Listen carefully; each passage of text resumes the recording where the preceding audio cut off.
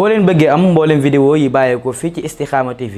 da ngeen di bés fu ñu bind abonné bu leen fàtte bés fu ñu def cloche bi foo leen mën a ne ci àdduna bi ngir ngeen mën a am mboolem vidéo yi fi bàyyikoo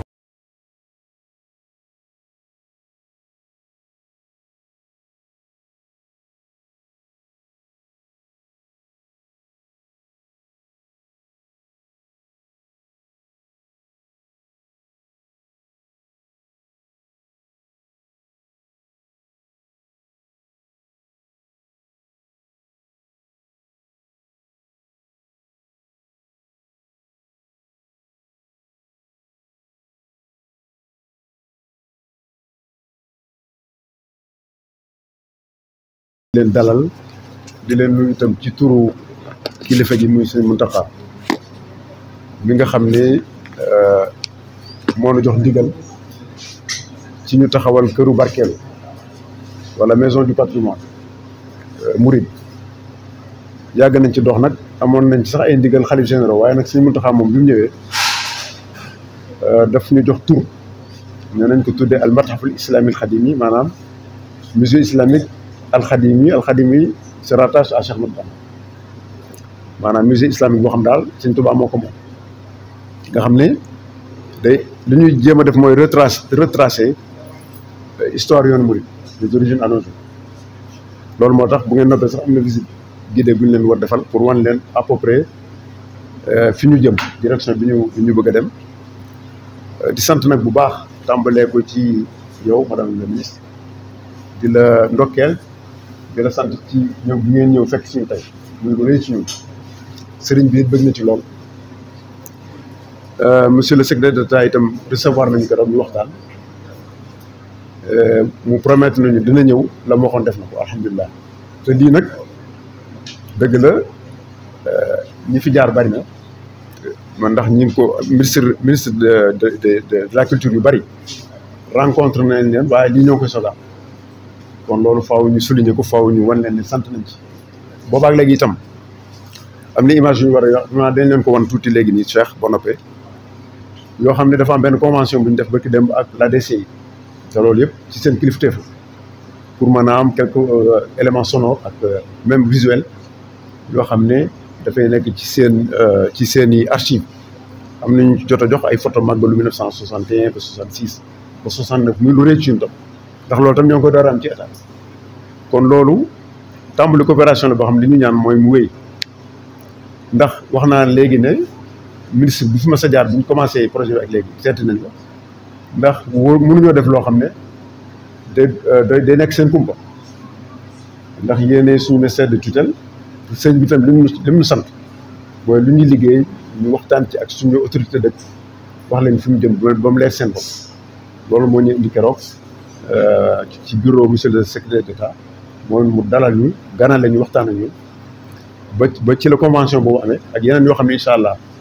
ñu ngi koy xalaat bëgg ci jàppalante ak yéen incha allah liggéey ci ndax loolu lépp au final li muy wane mooy dayoo Sénégal keroog wax naa la ko ne la lu ñuy ñaan sax mooy fii lay tàmbalee Touba waaye mu dem ba kër diine yëpp fu dina am musée sëñ bi nag fii la ñu jox ci biir daara ji ci biir complexe bi ne mën nañ ko fi def mooy terrain bi ngeen gis ni xam naa dañ ko xool këru xaside yi moo nekk nii këru alxuraan moo nekk nii musée bi nekk ci diggante bi loolu tam li muy wane mooy ñor boo xam ne Sëñ Muntaxa musée bi ñor na ko parce que xam na ne luy feeñal xam-xam la mu ne kon nañ ñëw ba dend ak ñi nga xam ne ñoom gëstu la ñuy def muy doonga daara yi ndax liñ fiy teg mu mën a nekk substrat boo xam ne ñi war a def recherche rawatina lu jëm ci yoonu murid danañ am fu ñu teg seen tànk pour mën a am ay source d'inspiration pour bind thèse wala bind leneen defe naa kon loolu am solo la. La maquette a été inspirée sur le fait que Serigne Touba était parti en exil. Donc en allant en exil, il est parti sur un bateau. Donc ce qui a inspiré l'architecte, c'est-à-dire le départ de Serigne Touba et qui a prié sur la mer. Donc depuis l'enfance, ça c'est quelque chose qui nous a marqué. Donc il faut symboliser ça définitivement, faire un clin d'œil à ça. Le clin d'œil, c'est le navire qui s'en va là, qui est dynamique, qui va renfermer tout ce qui est dynamique, c'est-à-dire les fils, les petits-fils, et qui va évoluer avec le temps. Bon, à l'intérieur, il y aura des salles d'exposition Bon, ces salles d'exposition, ce sont des salles d'exposition momentanées qui vont être à chaque fois, qui vont tourner. Donc au rez-de-chaussée, vous avez des très grandes salles d'exposition. Au niveau du de la mezzanine aussi, vous avez aussi des salles d'exposition. Et le premier étage et le deuxième étage, ainsi, vous avez aussi des salles d'exposition. Maintenant, au dernier niveau ici, là, vous avez une salle de conférence, qui est une salle même de cinématographie, surtout pour le patrimoine. Tout ce qui a exposé sur la vie de Serigne Touba et tout ça, ça serait dans cette salle-là. Donc, c'est une salle avec un mur rideau qui est visible, qui a la forme d'un bateau qui s'en va. Voilà. Là, on a un autre bâtiment qui est tout à fait arrondi, qui va renfermer tous les effets de Serigne Touba à lui seul. Donc, c'est sur 2 niveaux. Vous avez le rez-de-chaussée et la mezzanine. Mais ce qu'on va faire pour attirer les objets de Serigne Touba, on a pensé à un musée nouveau, c'est-à-dire un musée avec des galeries qui vont appartenir à des familles. Si tu dis à une famille, prête-moi l'objet de Serigne Touba, il va te dire non, non, non, je ne te donnerai pas. Mais tu dis, viens pour occuper l'espace dans la galerie. Tu mettras qui tu veux, mais nous, on va sauvegarder tes effets. Ça peut durer 100 ans, 200 ans, 300 ans. C'est pour l'avenir. Mais si tu laisses ça à domicile, ça va partir avec le temps, avec l'effet du soleil, avec l'effet du vent, avec l'effet de la pluie. Alors qu'ici, le musée est fait dans les normes sur le plan international. Un peu l'inspiration du musée Guggenheim. Si vous avez vu New York, vous verrez un musée qui s'appelle Guggenheim, qui est tout ce qui est art moderne qui est conservé depuis lustre. Et c'est ce qu'on voulait implanter ici. Donc c'est un bâtiment qui est entièrement fait en béton armé. Il coupe feu 2 heures de temps. S'il y avait le feu, ce qui est à l'intérieur va résister pendant 2 heures de temps. Ce qui fait aussi, si aujourd'hui c'est Chérif voudrait faire une convention avec l'Arabie Saoudite ou bien Topkapi en Turquie, pour lui dire, bon, je vais exposer momentanément les effets du prophète, ils vont lui demander d'abord quelles sont les normes qui régissent ton musée. D'abord, est-ce que c'est fait dans les règles de l'art et tout ça? C'est pour ça qu'on a pensé à cette configuration-là. On a un sous-sol aussi, qui est l'atelier de réflexion et de conservation de certaines œuvres qu'il faut peut-être réfectionner pour les mettre dessus. Donc l'ensemble de tout ça là, on est sur presque 2000 mètres carrés au niveau du sous-sol et au niveau du rez-de-chaussée, ce qui fait que l'ensemble de tout ça, on a plus de 2000 mètres carrés parce que le terrain ici part de là-bas jusque de l'autre côté. Cette salle que là où vous êtes, c'est une salle qui va être complètement détruite après parce que le musée va prendre cette salle-là aussi. Donc on a voulu une allée qui va nous permettre de venir de loin et de voir le musée. Donc là, il n'y a pas de véhicule. C'est entièrement piétonnaire. Il y a un jardin. Donc on s'est un peu inspiré de l'architecture d'aujourd'hui. Une architecture bioclimatique et une architecture aussi environnementale qui intègre tout ce qui est arbres et autres. D'ailleurs, c'est la politique aujourd'hui du nouveau gouvernement qui veut fleurir, qui veut mettre tout ça. Donc tout ça, ce serait un jardin avec le passage, avec des espaces où on a des bassins d'eau qui vont fleurir. Si vous allez en Turquie, vous verrez le musée du prophète, vous marchez, vous avez de la verdure autour et puis vous avez des jeux d'eau. Donc ça nous a un peu inspiré. Autour de ce musée-là aussi, il y aura des flaques d'eau, comme si vous allez à Paris, vous voyez le musée de la pyramide du Louvre, c'est un peu inspiré comme ça. J'ai eu la chance de travailler sur le musée de la pyramide du Louvre parce que le cabinet où j'étais, on a fait 13 ans, on a fait la pyramide du Louvre, on a fait le Stade de France, on a fait l'hôpital Georges Pompidou. Donc toute cette expérience-là, c'est ce qui m'a permis aujourd'hui de faire un projet comme ça. Maintenant, vous aurez l'occasion peut-être de voir aussi toutes ces images-là qui sont là, qui inspirent le nouveau musée à partir du plan masse qui est là-bas. Et on va s'avancer. pour taalif loolu moo tax ñu tàmbalee ci taalif yi nga xam ne yenn mbindum loxoom la kii yëpp c'est l'époque jamono boobu nga xam ne da ngay gis yitte jëm ci joxoon ak soin particulier bi ñu ci daan génne ci wàllu couleur yi ak yooyu te yi ci ëpp tam boo xoolee sax couleur yi ci ay xobu garab la doon jógee ñun bi ñuy jàng ci daara ji amoon na lu ñu daan wax xam naa léegi xaw mi nga amam déet daa joo xam ne ñu ngi koy def xobu rat ngay togg ba génne ci daa ay couleur xam naa yooyu yëpp moo nekk ni nga xam ne kon loolu yëpp day dañu ci doon wax léegi mooy sàmmonte ak alam bi wala environnement nga xam lii lépp ay encre naturelle la woon yoo xam ne ñoom ñoo ko daan liggéey nga gis tam itte ji nga xam doon na ko jox taalif ak way yi nga xam doon na ko yónni sallallahu alayhi wasallam nga xam ne daanaka lii mën nga ne tableau d'art la waaw loolu yëpp kon ñu commencé ci loolu jàll ci beneen bi ci topp incha allah. calligraphie day occuper une place de choix wàllu calligraphie boobu nag ñun dañ cee am suñu personnalité propre mooy boo xam ne fii la cosaanoo maanaam c'est de l'art négro-africain donte lettres yi lettre arabe la d'ailleurs sax loolu moo xew fépp alxuraan yi nga xam ne dafa jógee Maghreb ak yu jógee Orient bokkuñu nu ñu leen di bindee mu mel ne fii en Afrique au sud du Sahara ci biir Sénégal tam nga jël yoonu Mouride dafa am ay école de calligraphie nga xam ne loolu déggu ci art islamique en général mais ak une particularité et une touche africaine kon loolu tam mën nga ko gis ci xeetu mbindin wi ak ni ñu ko defaree lii tam boo xoolee loolu yëpp ci la jëm xam naa li moom xawma lan lay doon waaye xasida la loo xam dañ ko def ci kii en métal relief la nañ boo ko xoolee boo ko lamboon day mel ne braille li ma ragal ne moom la xëy na booba imprimerie bareegul xëy na dañ ko doon jël di ko dëpp ci encre di ko teg ci kayit xëy na loolu laa jàppale mooy li yëpp nga gis ne xasida et c'est d'époque yàgg na kon loolu fii moom nekk sama maam bi jur sama yaay man nekkoon na fa moo ma jox gaal gi lii itam ci bagage yi nga xam ne dañ ko daan jëfandikoo ci kër sëriñ bi ci la bokk ay kalamba yu ñu daan natt azaka ak yooyu ak muurum koor ak yooyu waaw nga xam ne boo ko kii woon ni ko l'islam diglee ñaa nga mi mudd ak yooyu la ñu doon sàmmanteel pour bu ñu waxee azaka di ko ci génn kon lii daal mooy aperçu la wala avant goût ci li nga xam ne ëllëg musée bi dana ci dox ak yeneen ak yeneen bismillah madame man nga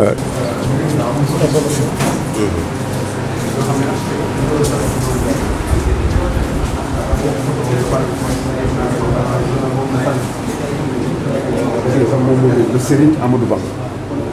ça date de 1913 defe naa mooy loolu 18 bi pose première pierre du Njaaréem la muy juróom-benn cliché bu ñu ko génnee nag da ko doon jaay dugaloon na ko sax internet album bi la doon jaay yëpp waaye bi ko nit ñi gisee tàmbali ak engouement bi mu mujj jox ko ñuy de vente aux enchères du nekk Lyon ñun foofu lañ ko mujj jënde bi mu koy door a génne defe naa 10 euros la ko doon jaay album bi yëpp ci mujj gi defe naa ñun ñu ngi ko mujj jënde 48 000 euros mujj mu waaw enchère la woon ñun ñoo jëloon ñu indi ko nag defaroon ko doon ko wecceeku bii lañ doon tuddee moom lañ tuddee collector ak yeneen yoo xam ne différents prix la amoon doon nañ cee jaay sax ab lim boo xam ne xam naa sëñ bi la ñuy déglu pour tàmbalee ko liggéey bi incha allah. rahim fii moom daanaka sax waajuma woon ne dinaa fi jël kàddu dama naroon bàyyee lépp rek ak le secrétaire d'État mi nga xamante ne moom moo yor lépp lu wàllum industrie culturelle et créative mais gannaaw nag cëralee ngeen ma ko fekk si ngeen ma ci cër bi danaa ci sànni ay quelques kàddu gi nag du gudd kàddu gi d'abord ay kàddu cant la ak kàddu nuyoo ak kàddu ziar ci ñëw fii tey yi nga xamante ne moom mooy le futur musée Cheikh Ahmadou Bamba ñu wax ko teg ci site bii nga xamante ne moom mooy abrité université bi loolu nag bu fekkente ne ab projet la mu nekk un projet xëy na dëgg la islamique religieux mais tamit avant tout c'est un projet culturel ndaxte bu ñu nee musée mooy maanaam su ma jéemee xëy na ñeme di ko tekki mooy ab bërëb bi nga xamante ne dañ ko fa nar a teg pour dañ ca fa xam-xam mi nga xamante ne amoon na ci ab jamono ci benn askan ci benn société wala ci wàllum communauté te fas yéene ko fi denc ngir sauvegarder ko pour mën ko fi bàyyi les générations futures di leen ziar yéen ñi ñu fi fekk sëñ bi yow mi nga xam ne yaa nekk ci kaw bopp comité de pilotage bi ëmb lépp luy maanaam comité scientifique bi di ziar itamit ñëpp ñi nga xamante ne ñoom ñoo fas yéene ànd ak yow ci liggéey boobu muy l'architecte professeur sëñ Fallou Diop buy jàngale fi université Jean Moulin Lyon 3 ak ñëpp ñi nga xamante ne yàlla suñu borom dogal na ñoom ñoo nar a ànd ak yow ci liggéey bi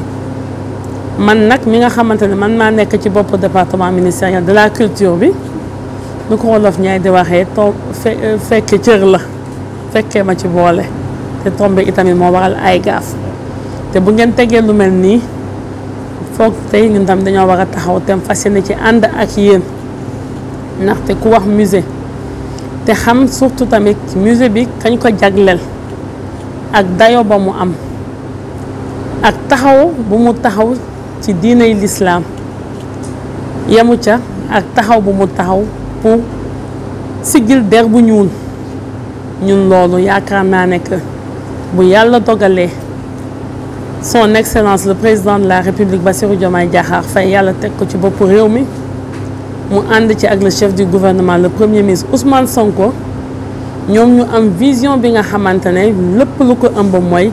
sigil Sénégal mais itamit Afrique itamit mën a sigi te ñun loolu mënuñu lu dul fekk si leen ci projet bi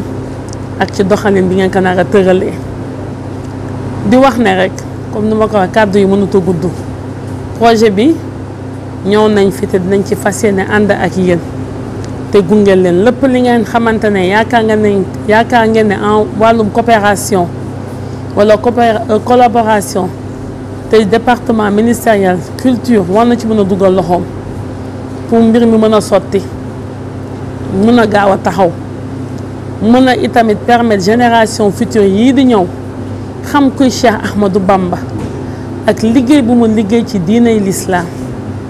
ak taxaw bu mu taxaw tamit ci der bu ñuul taxawal ko lépp pour koo xamante ne yow yaa ngi bokk ci race noire ñun xam leen ne que ñun taxaw nañu temm itamit fas yéene leen ci gunge fas yéene ci ànd ak yéen di leen gërëm di leen sant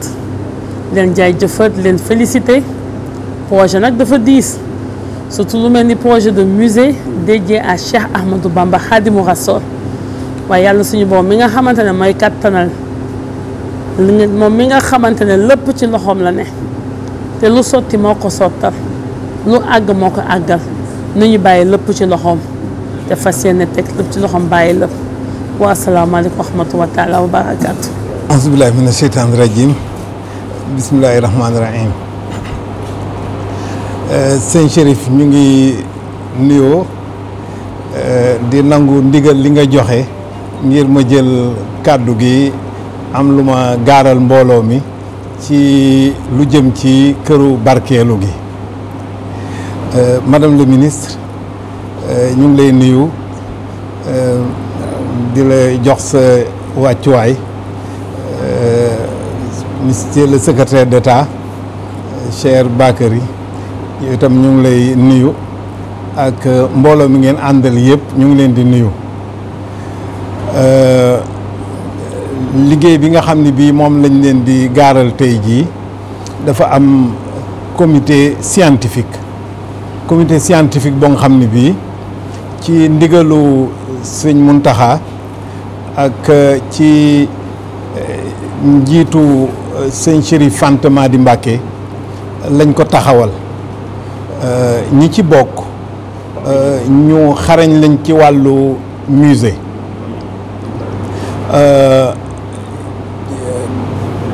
yokk ci di ay sénégalais yoo xam ne yi ci université yi la ñu nekk di fa jàngale ak di gëstu ñu dajale leen mën naa cee tudd Malick Ndiaye moomu ñu wax léegi Amady Bokoum mi nekkoon directeur musée des civilisations Mamadou Diouf ak Souleymane Bachir Diagne ak ay bokki taalibe yoo xam ne yi ci ndigalu sëñ Chérif ak ci tegtalam ñu ngi xalaat nu ñuy def ba jëmmal musée bi jox ko màndarga yu dëppoo ak yoon wi ci ni nga xam ne noonu lañ ko sëñ Muntaxa joxe ndigal. liggéey bi bañ koy tàmbali mën nañ jàpp ni jafe woon na amoon nañ ci tuuti njàqare waaye nag sëñ Chérif lim ñu mus di ngembe mooy ni liggéeyu sëñ Touba moom kanam rek lay jëm. ñu am ci nag ay firnde yu wóor ndax biñ koy doxal ba tëral jamono ji mu dëppool ak yoonu murit naka la doxee ci cosaan ba yegg si fii mu yegg si fii ñu tënk ko ci ab téere téere boobu ñu tënkaale ci li ñu jublu ci musée bi muy def fa mu doon kërug barkeelu biñ ko tëralee ci wàllu xalaat ba pare ñu def suñu réunion bu njëkk conseil scientifique bi ñi nga xam ne ñooy xeltu fi ñu jëm ci noonu lañu ni fan la ñuy jaar ba tëral musée bi ñu dox ba jàpp béréb buñ koy def defar maquette bi li koy jëmmal nga xam ni moo koy jëmmal ci màndarga rek ba nga xam ne buñ ko tabaxee noonu ñu ko jëmmale ci màndarga noonu lay demee ci loolu it ñu xalaat lan mooy nekk ci biir musée bi ak lan moo ko niroole ak yeneen musée yi am yëpp ci àddina ak lan moo leen wuutale li ko wuutale moo di ni musée bi musée boo nga xam ne bii ci yoonu murit lañ ko samp donc lépp lu ñuy def ci wàllu xam-xam ci wàllu yoon ci wàllu tegalin ci wàllu tegtal dañ koy teg ci njàngaleem Serigne Touba liñ ci jublu mooy def ko mu doon kërug barkeelu waaye kër gu ñuy xame it Serigne Touba mooy lépp loo xam ne lii bind nañ ko ci Serigne Touba lépp luy xam-xam ci yoonu murit lépp luy xam-xam jëm ci cheikhi murit yi ak seeni jeexital ak lépp lu ñu def ci kaw suuf ñu fexe ba indi ko ci musée bi ci noonu am ay mbir yu am solo yu ci feeñ bi ci jëkk mooy ñu dem ci sëñ Muntaxa mu jox ñu ndigal ginnaaw ndigal li mu jox ñu ndigal ni nañ ko def ci université bi muy màndarga boo xam ne bu am solo la maanaam musée ak université dañu war a ànd ñiy jàng ci université bi war na am lu ñu mën a sottal ci seenum njàng ci musée bi day dund ci université bi ndax xam-xam bi amee ci université bi mooy dundal musée bi loolu la conseil scientifique bi jàpp ni mooy yoon wi ci noonu ci biir gëstu ñu gis ni Serigne Touba ci boppam dafa bindoon ci ay xasaayidam ni musée lu ñu war a taxawal la Touba te ñun bi ñuy tàmbali liggéey bi ak sëñ Chérif boobu bayit woo gisaguñ ko woon mosuñu ko woon a gis bi ñu tàmbalee liggéey bi lañ ko gis ñuy dox ci loolu teguñu ci ay fan yu néew ñu feeñal photo yi Serigne Touba yi nga xam ni moo feeñe woon France gouvernement bi def ci ay jéego yu am solo état bu Sénégal def ci ay jéego yu am solo fexe ba photo yooyu ñu jot ci mu ubbil ñu buntu ñu organiser semaine du patrimoine mouride ayu bis goo xam ne gi dañ koo dajaleel dañ koo jagleel lépp luy mbatitu murid yoonu murid muy fi mu jaar ba yegg si fii photo yooyu bi mu ñëwee dafa mel ni dafa gën a ubbiwaat buntu yi dafa gën a leeralaat yoon wi ñu war a jaar te daf ñoo gën a dëgëral ci yoon wi ñu jaar foofu la ci noonu ñu def semaine ñu def ayu bis googu mu doon ayu bis gu am solo ay xam-xam yu mucc ayib génn fa gën a dëgëral liggéey bi nga xam ne moom la ñu sumb nii te liggéey boobu am nañ ci yaakaar bu baax a baax surtout que tey jii ñu ngi daje ci foo xam ni fii fa la war a nekk foofu la yelloo nekk mooy ci biir université kon ñu wéy di doxal liggéey bi ànd ak comité de pilotage bi nga xam ne bii sëñ Chérif moo koy jiite ak mbooloo mi ànd ak moom ñu fexe boole ci lépp loo xam ne lii yoonu murit la ci wàllu kër yi ci wàllu kilifa yi ci wàllu doomu aadama yi ci wàllu borom xam-xam yi ci nekk yépp ñu dajale leen mu di ay historien ay archéologue ak ñëpp ñu dajaloo continuer liggéey bi lii suñu jubluwaay mooy fexe ba jëmmal musée bi def ci li ci war a nekk comme niñ ko tërale jébbal ko sëñ Muntaxa yàlla nañ ko yàlla defal ñëpp fekke ko ñëpp teewe ko mu doon ndam loo xam ne lii mu am solo lay doon ci yoonu murit am solo ci Sénégal am solo ci àddina bi ndax loolu dañ koo soxla ci jamono yi ñu nekk nii muy doon béréb boo xam ne bii dina suuxat jàmm ci àddina ndax àddina dafa soxla jàmm te Serigne Touba kuy woote jàmm ci moom ngay tàmbalee ci moom ngay mujje kon buñ ko taxawalelee kërug barkeelu këru xame ko fuñ koy xame dina am jeexital bu am solo ci doxalinu àddina bi waxantuma ak Sénégal ak Afrique ak yoonu murit. sëñ Chérif ak kilifa yi fii tase tey maa ngi leen di nuyu di leen sant di leen gërëm daanaka madame le ministre bu waxoon rek waratuma woon wax sax ndax ñun jëf moo ñu fi teg waxee rek dañuy jëf waaye dafa am lu tuuti lu ma ci bëgg a yokk mënatuma dem fu raw professeur Thioub fu mu yem mënuma dem foofu mënatuma ko raw mënuma ko dépasser waaye comme dafa am waxtaan bu ñu sumb boobu ba léegi bi ñuy commencé discuter dafa am lu ñu nas di ko taxawal muy avancé moo tax ma rafetlu bés bi ndax mooy wane ne ñu ngi avancé ci lu ñuy nas mooy benn ñaar mooy njëriñu musée bi ñaar wala ñett laa ci mën a jël rek ci liggéey bu ñuy def bokk ci patrimoine culturel matériel immatériel te mu bokk ci suñu délégation le directeur du patrimoine Omar Badiane mu ngi ak ñun ak ñeneen ci cabinet bi cabinet madame le ministre ak suñu cabinet ñu ànd ak ñun ñu ngi doon liggéey ci dossier boobu ba léegi fan yële passé ñu recevoir Serigne Chérif ak collaborateur mu am wax bu ñu wax ci projet musée bi ak njëriñu musée bi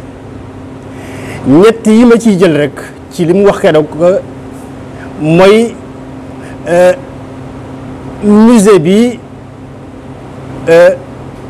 tur bi ak jëmm